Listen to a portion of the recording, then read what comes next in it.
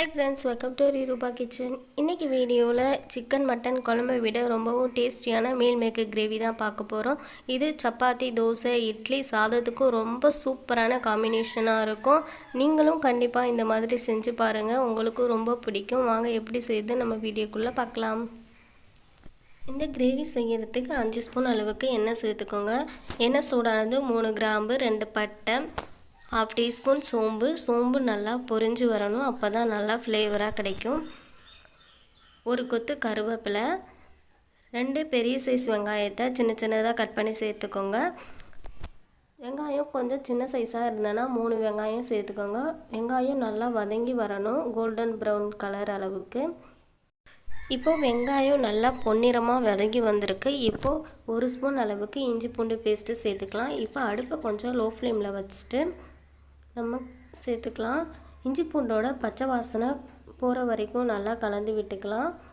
இஞ்சி பூண்டோட பச்சை வாசனை போனதுக்கப்புறம் 1/4 டீஸ்பூன் மஞ்சள் தூள், 1 ஸ்பூன் தனி மிளகாய் தூள், 1 ஸ்பூன் மல்லித்தூள், 2 ஸ்பூன் சிக்கன் மசாலா சேர்த்துக்கோங்க. இப்போது நல்லா அடுப்பை லோ ஃப்ளேமில் வச்சுட்டு நல்லா மசாலாவை நல்லா கலந்து விட்டுக்கோங்க. இப்படி நம்ம செய்யும்போது நல்லா கலர்ஃபுல்லாகவும் கிரேவி நல்லா டேஸ்ட்டாகவும் இருக்கும். வெங்காயத்தோடு நல்லா மிக்ஸ் பண்ணதுக்கப்புறம் 2 மீடியம் சைஸ் தக்காளி மிக்ஸில் போட்டு நல்லா அரைச்சி நம்ம சேர்த்துக்கலாம். இதுவே பெரிய சைஸாக இருந்தனா 1 தக்காளியே போதுமானதாக இருக்கும். இதுக்கு நல்லா புளிப்பு தேவையில்லைங்க, அதனால் 1 தக்காளியே போதுமானதாக இருக்கும். இப்போ நல்லா மசாலாவோடு கலந்து நல்லா பச்சை வாசனை போகிற வரையும் நல்லா மிக்ஸ் பண்ணிக்கலாம்.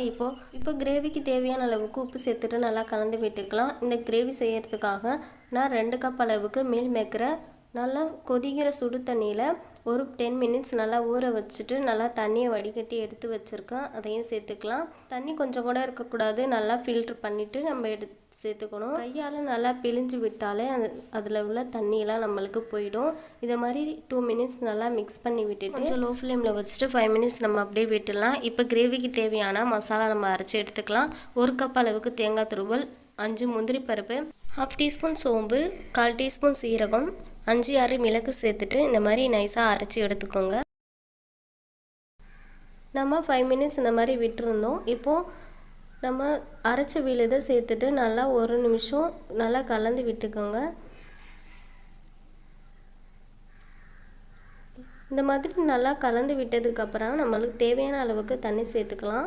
இது கிரேவி கன்சிஸ்டன்சியில் இருக்குன்றதால கொஞ்சமாக பார்த்து சேர்த்துக்கோங்க. இல்லை குருமா பதத்தில் வேணும்னா கொஞ்சம் எக்ஸ்ட்ரா கூட சேர்த்துக்கோங்க. இப்போ நல்லா கலந்து விட்டுட்டு இப்போவே காரம் உப்பெல்லாம் இருக்குதான்னு நல்லா செக் பண்ணிக்கோங்க.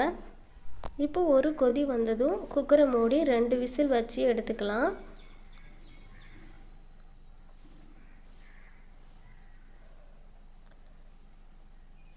இப்போ 2 விசிலுக்கு அப்புறமா ப்ரெஷர்லாம் போயிட்டு அதுக்கப்புறமா நம்ம எடுத்து பார்க்கலாம்.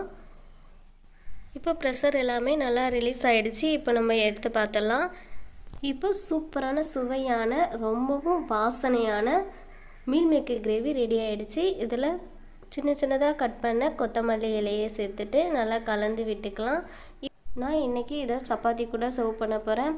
இது சாதம், சப்பாத்தி, இட்லி, தோசை எல்லாத்துக்குமே சூப்பரான காம்பினேஷனாக இருக்கும். நீங்களும் 1 டைம் இந்த மாதிரி செஞ்சு பார்த்துட்டு மறக்காமல் கமெண்ட் பண்ணுங்கள். நம்ம வீடியோ உங்களுக்கு பிடிச்சிருந்தா லைக் பண்ணுங்கள், ஷேர் பண்ணுங்கள். மறக்காமல் நம்ம சேனலை சப்ஸ்கிரைப் பண்ணுங்கள். தேங்க்யூ வாட்சிங்.